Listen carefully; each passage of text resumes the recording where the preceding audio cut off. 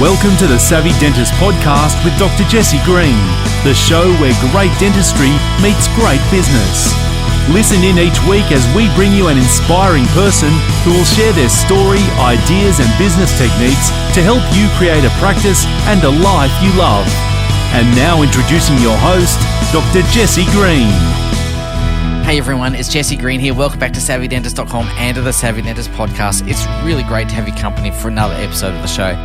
Now, we all know that if you happen to have more people coming to your website for your practice, you're going to have more customers coming through the door. So the ability to generate traffic to your website is a key marketing skill. Most dentists I know rely on agencies, whether that's for SEO or paid traffic. And paid traffic is a real art and a science, but it's an art and a science that can be learned. And my guest today is Ilana Wechsler. And Ilana has been on our podcast before, and Ilana's background is in data analytics. She's a numbers girl. She's really smart. Now, on this episode today, we're going to talk about paid traffic specifically, and in particular, what are the foundations of paid traffic that have not changed over the years? What are the three things that are true no matter what's happening on a technological front? But equally, then, what are the things that are changing? What's happening in the world of AI? What's happening in the world of automation? And how does that impact the advertising you do on the various platforms? Now, in this conversation, we talk mainly about the Google platform, and we talk about that platform because it is the one that is perhaps most useful for dentists at the present time. And it's where most of the paid traffic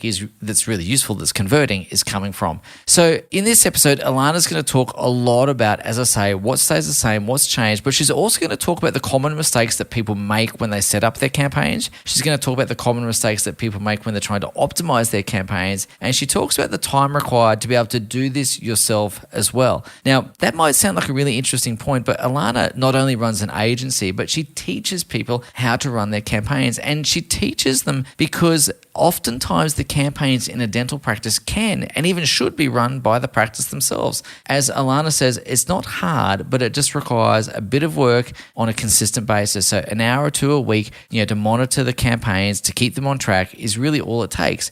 And so in this conversation, she's going to talk about a lot of those things that really make the campaigns work. Now, if you're a practice owner and you use an agency, I'm still going to encourage you to do this course because then you're an informed customer. Then you're asking the right questions and you know that your agency is doing the right thing for you. But if you happen to be one of those people that wants to do it yourself and to take it in-house, then the course that Ilana has put together at Teach Traffic is going to be really valuable for you. It's going to give you the skills, the knowledge and the tools to be able to do it all in-house a couple of hours a week for you. So again, have a listen to this conversation because what Ilana shares is really valuable, really important, and it's really at the forefront of what's happening in paid traffic today. So without any further ado, here's Ilana Wechsler from teachtraffic.com, and I hope you enjoy this conversation.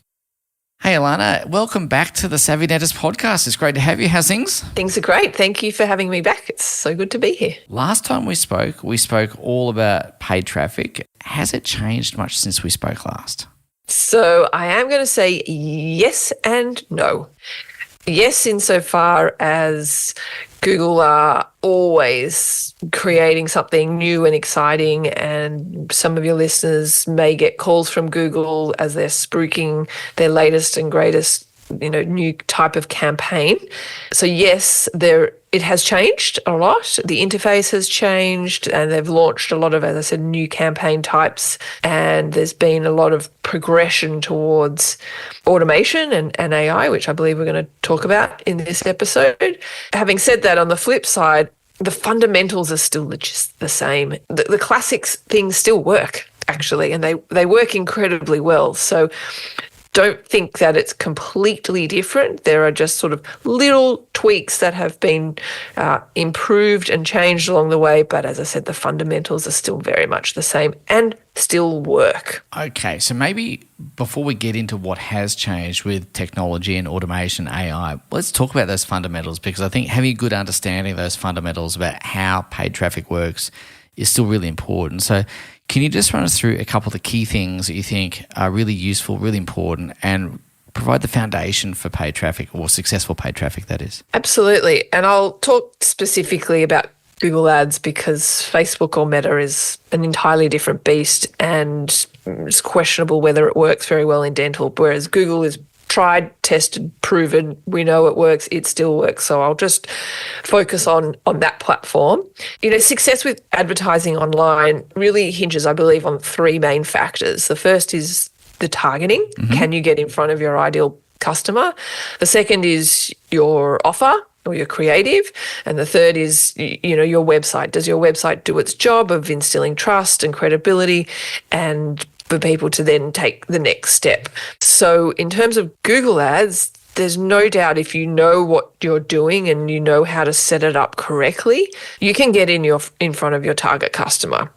Someone goes to Google, what do they do when they're trying to find a dentist? They go to Google and they search for dentist, insert a suburb or insert a city, dentist near me, etc. So they still work. That is the way that people behave online still to this day. Yes, not everyone, but I would say the majority of people. And your job as an advertiser is to get in front of them at that moment, at that instant. I always used to say to people, you're effectively sliding your business card under the nose of someone at literally the instant that they are searching for your product or your service. So those fundamentals still work. You just need to have enough either education or the right help to set it up in such a way that you are only showing for those terms and not a whole lot of things that you don't want, which is a really, really common trap that people fall into. And you still, to this day, you still have that level of control. Google have not taken it away from us. I wouldn't be surprised if one day they do. Mm-hmm. But while we still have that control, we are maxing out on those type of strategies and capturing all that available traffic that there is. Because there is a finite amount of people who would be searching on Google for, dentist Canberra, because you can't make more people search for that term. So the idea is you want to be there for all those instances. Yeah, 100%. And I think you're right. The audience is the audience, right? And so we've got to try and get in there as often as we can, as best we can. And as you say, I'm interested to talk about the creative and the offer and how that might be, I imagine, part of the changes that are coming through automation and AI with creative potentially being done by others. If the three pillars and the three foundations have changed, where does automation and AI superimpose itself over the top of that, and what has changed in that technological aspect of advertising, in this instance on Google? Okay, so one of the ways it has changed and actually improved, from my opinion, is from a bidding point of view. Yep. A number of years ago, Google launched their automated bid strategy. So in contrast to manually, selecting your bid and tweaking bids, Google leveraged a lot of the data points that they have on people to take the bidding away from advertisers. You can elect to do this. You don't have to. And you essentially say to Google, I want to get as many leads as possible, or I want to get leads at this level, bid differently for different people so I can achieve that goal. And so there's a number of the automated bid strategies, and I believe that's been a real improvement.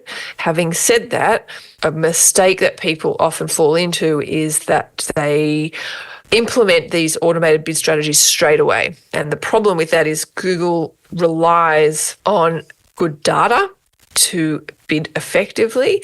And if you don't have good data in your account, in that you haven't set up the tracking, or you haven't you've got a new account, they don't have the data points to go for, and so your bids can vary really wildly. And so you need to do it in a proper way to give it the best chance of success. So that is one way which Google has introduced AI, which, as I said, we get really good results with it. Okay. And often we don't even have to change anything from a traffic point of view, but suddenly when we graduate to these automated bid strategies, our conversion rate just increases. Oh, wow. Because Google is bidding more effectively. The way to explain it in sort of layman's terms, how it kind of works. But just get away from dental for an instance. Let's say I sell an e-commerce product, which is a kitchen product, okay?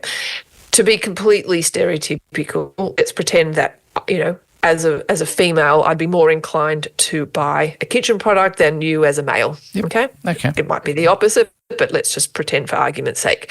Google knows my browsing history. They know what I likely click on and buy.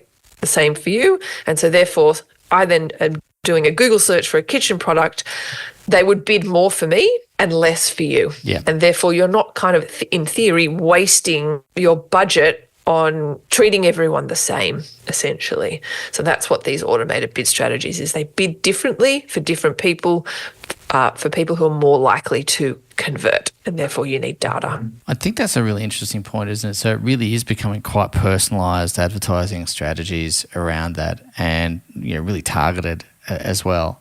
Where else do you see the impact of AI or automation? What's on the horizon, in your opinion, around how that's going to impact the platform more? Oh, I think it's a matter of time where, Google, their dream is that you basically give them a budget and your website URL and you say, go away and find me customers, or go away and find me patients. And they miraculously deliver them on a silver platter.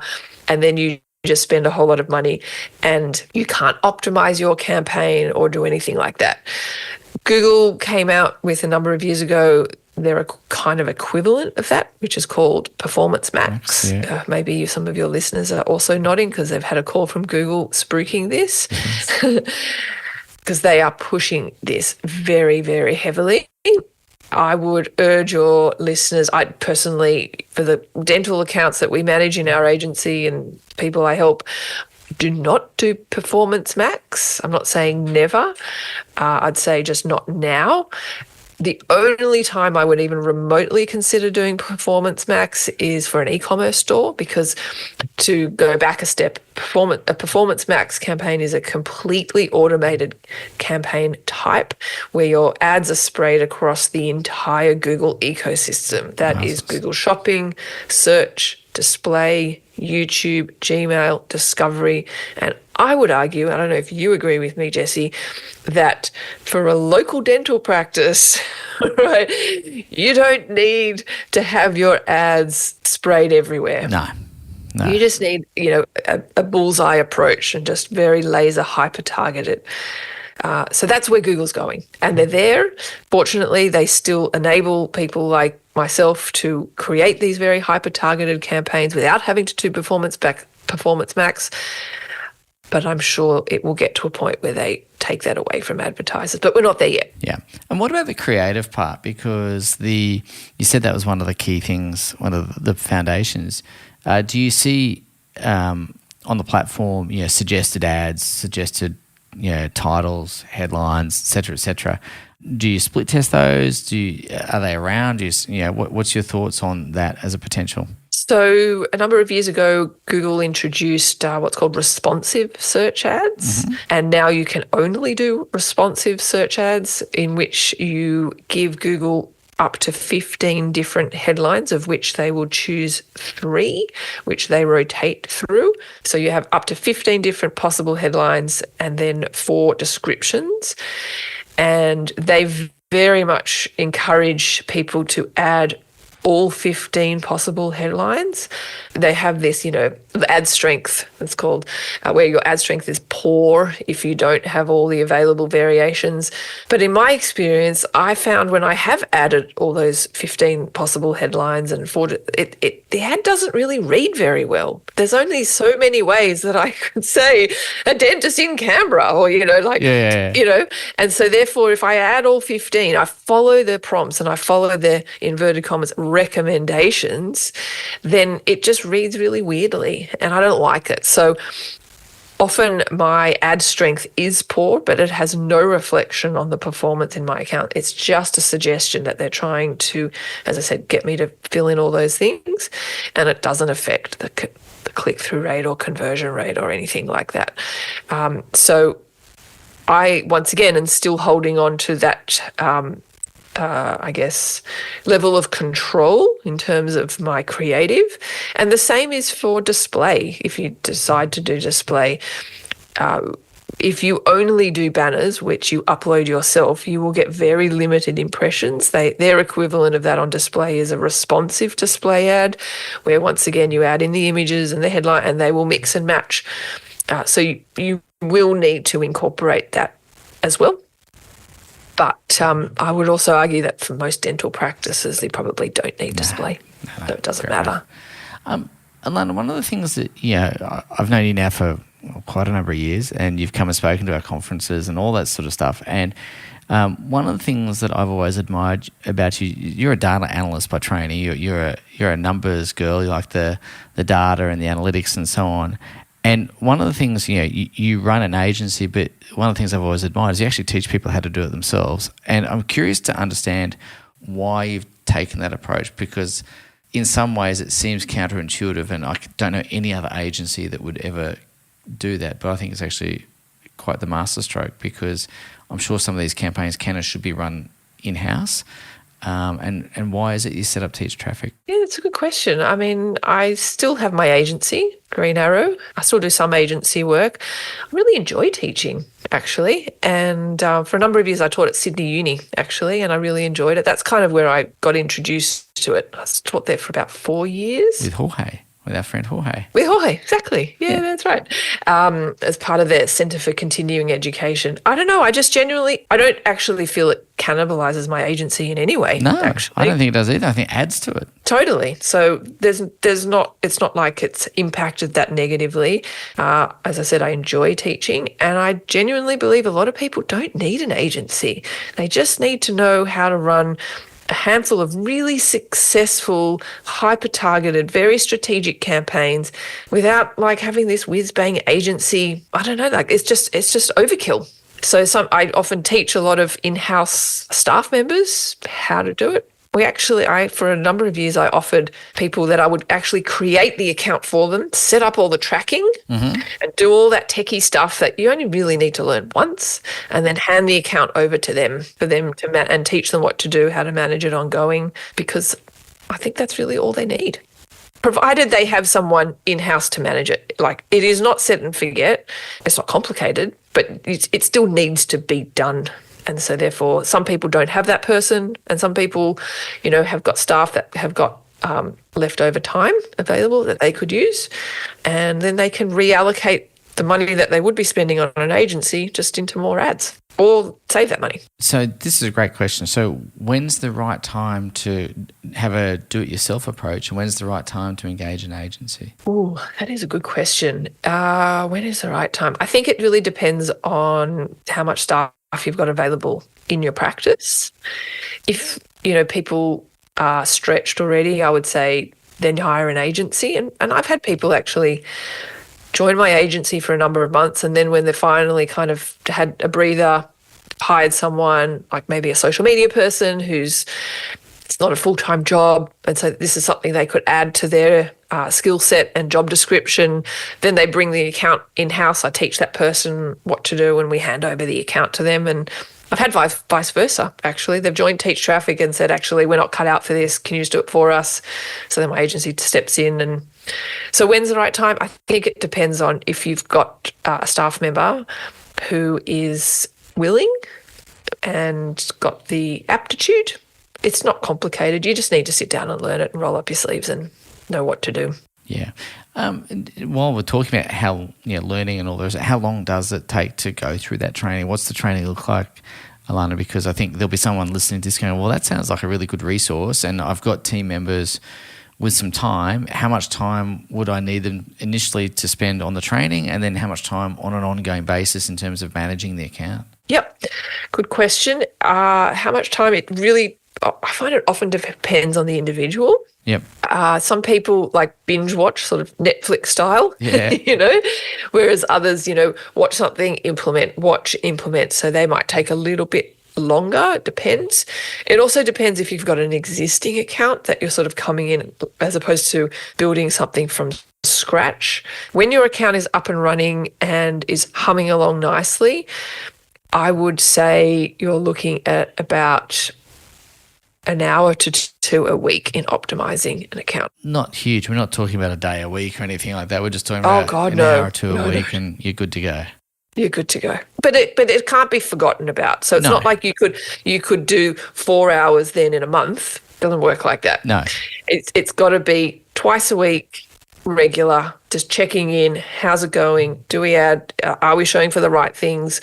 Let's get rid of what we're not meant to show for let's increase budgets for what's working really well. They're like little tweaks, but you just kind of have to do them somewhat frequently. So twice a week, I would say. So scheduling it in, making sure that the appropriate team member has the time scheduled in the diary. It happens as scheduled, and they don't get called away to do other random stuff, and all of a sudden the account's been left dormant for a period of time.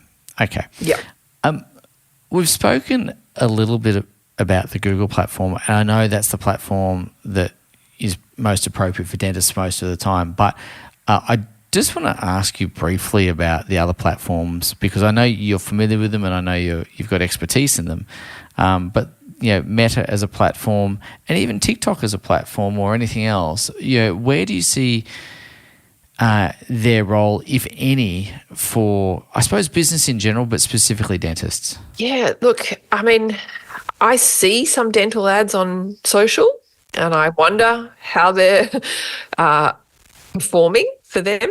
I don't see a lot personally. I don't know about you, Jessie, but look, I've done a lot of Facebook ads in my life, obviously, and a bit in dental, but predominantly in other niches. Admittedly, the success that I had for dental on Facebook was more with some kind of offer. It wasn't for like general dentistry. It was for, either an Invisalign or a teeth whitening type, very generic. So it's not sort of hyper targeted. But I just found the lead quality just not nearly as good. So it got leads and surface level, when you try and compare your cost per lead from Facebook versus Google, surface level, it looks like Facebook's really much cheaper. But then when you just scratch the surface a little bit, you'll see actually, well, in my experience, I can't speak for others, we just found the lead quality was not nearly as good to justify it. Okay. And what about other platforms, TikTok or anything of those? I've never done TikTok for dental, so I can't speak of it. Okay. And I also haven't done YouTube ads for dental. So yeah, Google's just been your bread and butter. Been the bread and butter. Yeah. Yeah. I wanted to ask you about ad costs at the moment. There's a lot of talk in the spheres that I hang around in that ad costs are increasing. Is that necessarily true, or is that a reflection of the bidding strategies, or is it just generally that paid traffic is becoming more expensive? Yeah, it just keeps going up, sadly. Sorry to be the bearer of bad news, but I just think it's even more of a reason why you just need to be almost ruthless with your campaigns and optimizing them, because click costs are high and they never seem to go down, sadly. Yes. Yeah, and so therefore it's just you've got to be really vigilant and monitor them closely. Okay. If click costs are going up and paid traffic is generally becoming more and more expensive, as you said, the reason to optimize that account becomes really, really important. And that goes back to the don't leave the account unattended for too long, because you could be spending money unintentionally in areas that are fruitless. What else would you suggest to people who have been through your course at teachtraffic.com, and how do they get the most out of doing it themselves in their practice apart from allocating time? What else would be important for a practice owner to consider if they're going to engage a team member in managing their traffic? People can fall into the trap of just doing what everyone else does in terms of bidding on keywords and bidding, and I'm not saying not to do that, but it's also, I think, important to zig when others are zagging a little bit. Mm-hmm. So try and really think about non-obvious type keywords that you could go after, rather than your classic kind of dentist Canberra or dentist near me, because like the dentist near me is just like becomes such an expensive keyword. We have lots of ways where we creative ways we get the most out of campaigns. One example would be, particularly in emergency type keywords, they are very competitive because they're worth it, because people can charge an emergency premium. It's a high buyer intent in that keyword, isn't there? Exactly. And it often, as I said, dentists can charge a premium so they can recoup those costs. But what we found is that a lot of people, because the click costs are really high, by the time they get to the evening, they've run out of budget. Those particular advertisers. So we actually have a separate campaign that only turns on at 6 p.m. with its own budget, so we can kind of swipe in when everyone else has sort of run out of budget. Nice. And the way you sort of structure your campaigns that way so that, you just make sure you're not running out of budget at times when other people are. And so if you sort of had it all in the one campaign, you may have a situation where you don't get impressions and clicks because you've run out of your daily budget for that day. So by having another campaign that only turns on at 6 p.m. with its own dedicated budget, we can ensure that we're being seen for the times that we want.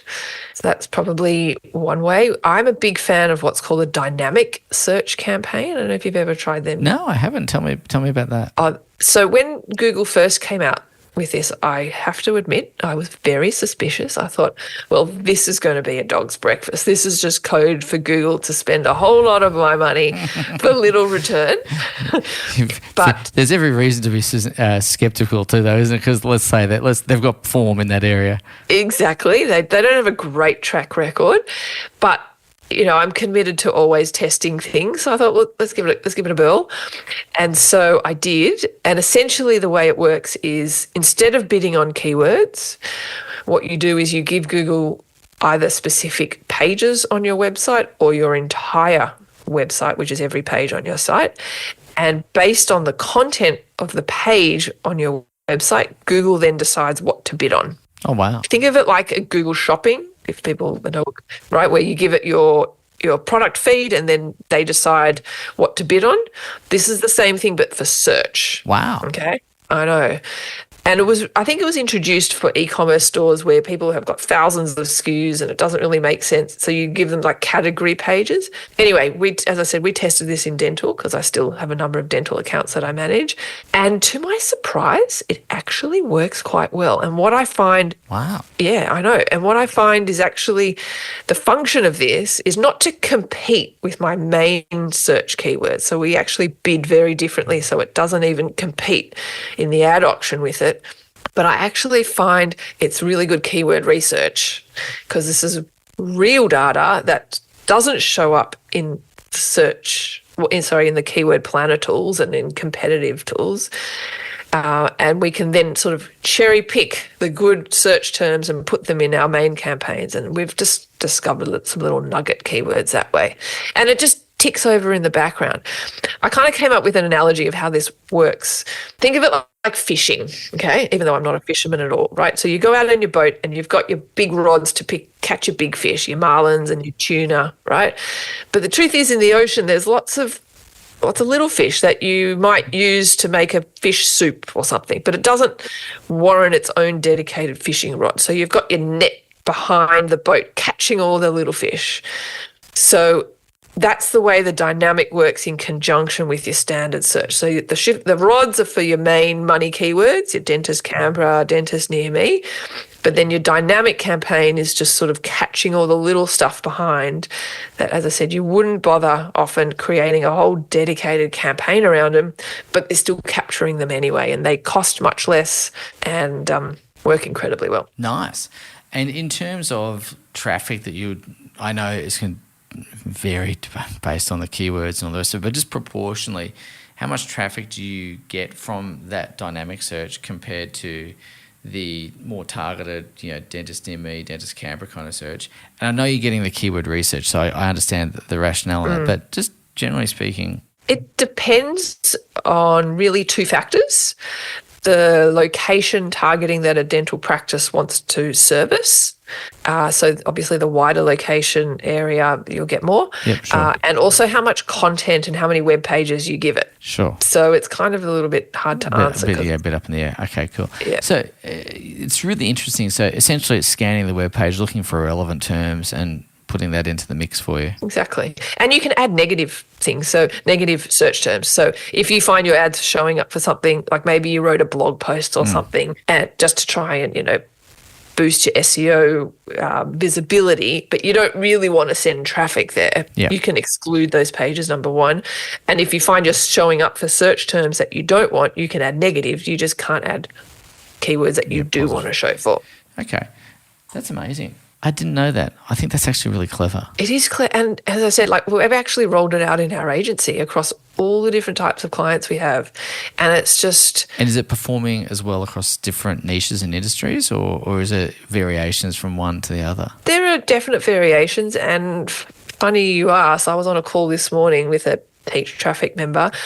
They have an education company, and he said our dynamic campaigns are working better than our normal search. Wow. And yeah, he's just going to dial them up more, and they're actually less maintenance. Yes.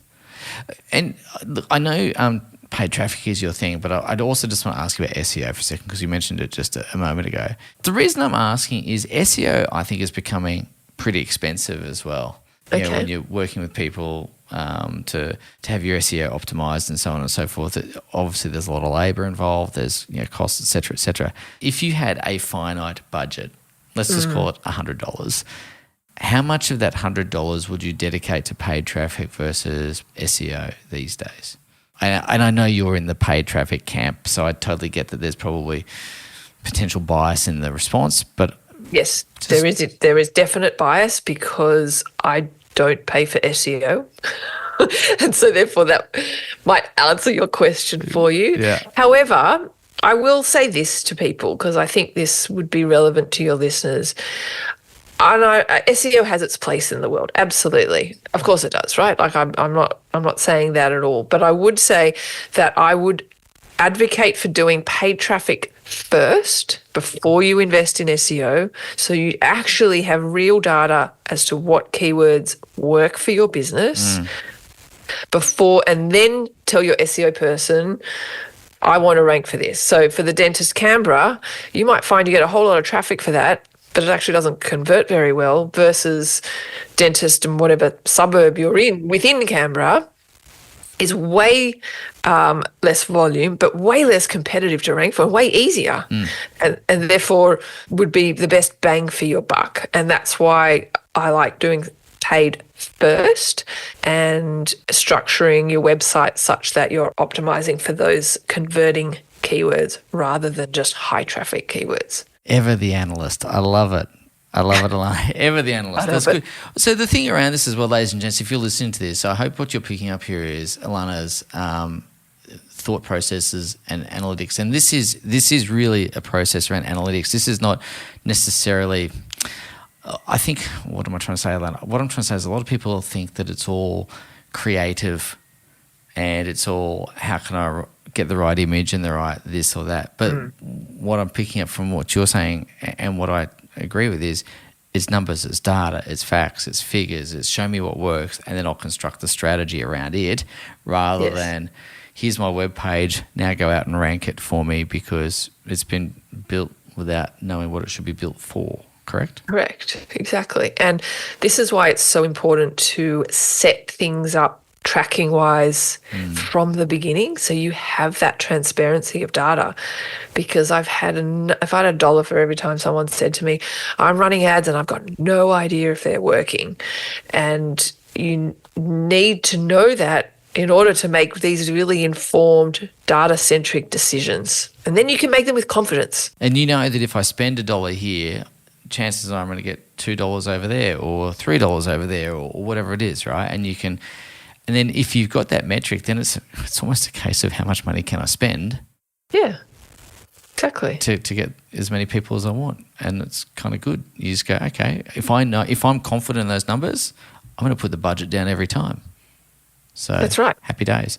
Ilana, as we start to think about traffic and how you teach traffic, is there anything that you wished people were aware of that perhaps they're not? You know, what are the people that you, like you said, they don't know where their ads are working, but what are the other things or the common mistakes that people make or have made before they come and see you and you kind of go, oh, geez, I wish I could just whisper in your ear and say, don't do that or do this instead or whatever it is. What are those little things that you wish people knew? I would say that people have to own their own ad accounts. That's really, really important, and that's a real common trap that people fall into. And it's funny, we talked about me teaching at Sydney Uni. I used to teach business owners, and guaranteed there would always be at least one person in the room who they didn't even have access to their own ad account, and they had no idea. And the problem with that, it might sound innocuous, like, what does it matter? What do I care? The phone rings, right? The problem is if you decide to, sever ties with the agency, you lose that ad account and you lose all that data, and then you have to start with a whole brand new ad account with getting data, especially as we talked about with AI, with the bid strategies. You really do not want to have to start a brand new ad account. You don't know what keywords are working. You don't know all the negative keywords that the agency have been honing and building up over time.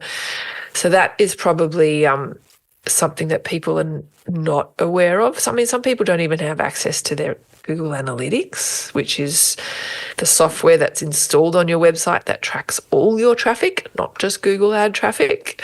Some people haven't even got it installed. So I would say definitely want to install it. But the tracking's a big one. Yeah, it's interesting. I was talking to a dentist the other day that severed ties with an agency, and when they asked for access to their account, everything had been wiped. Everything had been there was not a single data point, which is really a bit sad. And I think it's a bit. Anyway, I think that's a bit mean-spirited, but that's just me. I couldn't agree with you more. It's just, I think it's really unethical. Yeah, I think it's terrible. But thankfully, there's other good people in the world too that do the right thing, but there is certainly the fair share of sharks around the place. Ilana, I want to say thank you so much for taking the time to come and talk to us today. And ladies and gents, I really believe that, as Ilana said, there's lots of campaigns you can run yourself. And I'd encourage you to go and see Ilana's teachtraffic.com. Check it out, because if you've got someone on your team who is capable and interested, then you can do this yourself. And equally, if you get to that point where you want someone to hand it over to, then of course Ilana and her team can do that for you as well. But I think it's really important, even if you do have an agency handle your stuff, I actually think it's really important to be educated nonetheless. So even using an agency, I'd say still go and do the course, because you're going to be a better consumer, you're going to be a more informed consumer, you're going to be able to ask good questions, and you're going to be able to evaluate whether your agency is actually doing the right thing for you. Is that something you agree with? 100%. It will empower you to ask the right questions, because I find many people, agencies throw a lot of jargon at people, and they kind of think, oh God, I'm going to sound really stupid if I ask this question, and they're too embarrassed. But it will enable you to ask better questions. And I actually have a course inside Teach Traffic called Google Ads for Local Business, which is based on dental. It's exactly what I did and still do for dentists. So you could literally do that course and compare what your agency's doing or not doing, and then go, hang on a minute, why aren't we doing X, Y, Z? And what's the theory behind that? And why are you doing Performance Max? I thought that was really bad, etc. Great. So teachtraffic.com, ladies and gents, is the website you want to head to. So I would say go ahead, check that out, join the program. It's great. I've seen the content. I've walked through it. It's amazing. And I just encourage everyone to get on board and educate yourself and know this stuff, because if you don't, A, you run the risk of not getting great campaigns, but B, you're missing out on a whole lot of opportunity. So, get amongst it. Ilana, thank you once again for your time today. You're an absolute gem. Let's do it again soon. Yeah, it was so nice to be here. Thanks so much. Thank you for listening to the Savvy Dentist podcast. For more episodes, go to drjessiegreen.com/savvydentist. And to discover how to build a high-performance dental practice, visit drjessiegreen.com and download the free report.